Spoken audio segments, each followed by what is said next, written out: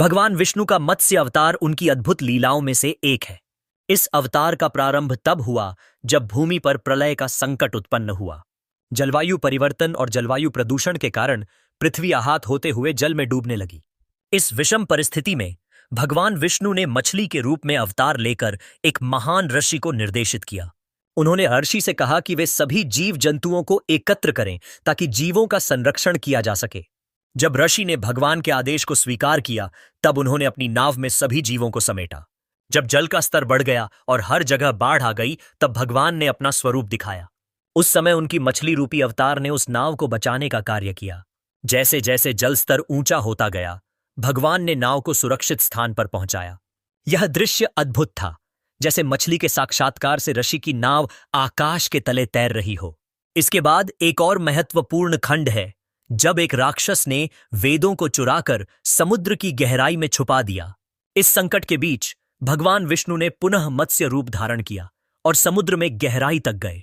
वहां उन्होंने उस राक्षस को पराजित किया और वेदों को सुरक्षित रूप से पुनः प्राप्त किया।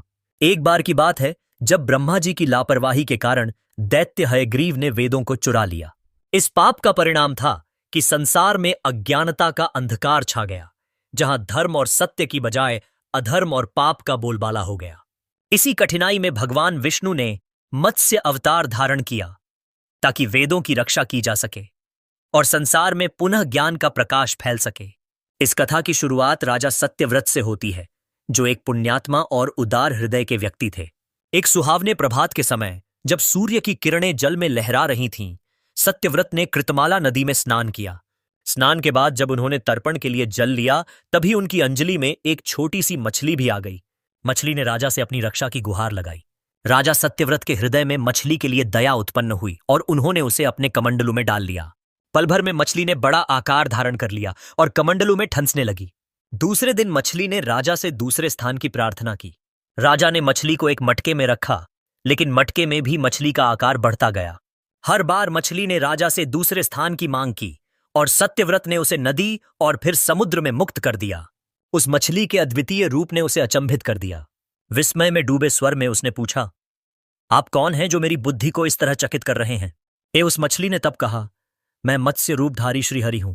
हयग्रीव नामक एक दैत्य ने वेदों को चुरा लिया है और इसके कारण धरती पर अज्ञान और अधर्म का अंधकार फैला हुआ है।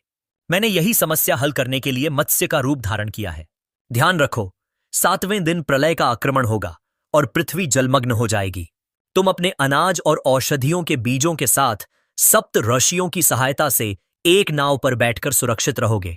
सत्यव्रत ने श्रीहरि के आदेश को मानते हुए दिन रात भगवान का स्मरण करना शुरू कर दिया। जैसे ही 7वां दिन आया, आसमान में काले बादल छा गए और समुद्र ने अपनी सीमाओं को तोड़ना शुरू कर दिया। एक भयानक बारिश ने सब कुछ डुबो दिया और संपूर्ण पृथ्वी जल में समा गई। ऐसे में एक नाव सतही पर प्रकट हुई, जिसमें सत्यव्रत और सप्त ऋषियों ने प्रवेश किया और अपने सुरक्षित होने की कामना की। नाव प्रलय के लहरों में तैरने लगी, जब अचानक मत्स्य रूप में भगवान प्रकट हुए। सत्यव्रत और सप्त ऋषियां उनकी भक्ति में लीन हो गए। भगवान ने उन्हें आत्मज्ञान का आशीर्वाद दिया और सत्यव्रत का जीवन धन्य हो उठा। वह जीते जी ही मोक्ष प्राप्त कर गया। प्रलय का प्रकोप खत्म होते ही भगवान ने हयग्रीव को मारकर वेद धर्म को पुनः स्थापित किया और ब्रह्मा जी को पुनः वेद सौंपे। इस प्रकार भगवान का मत्स्य रूप न केवल वेदों का उद्धार किया, बल्कि समस्त प्राणियों का कल्याण भी किया।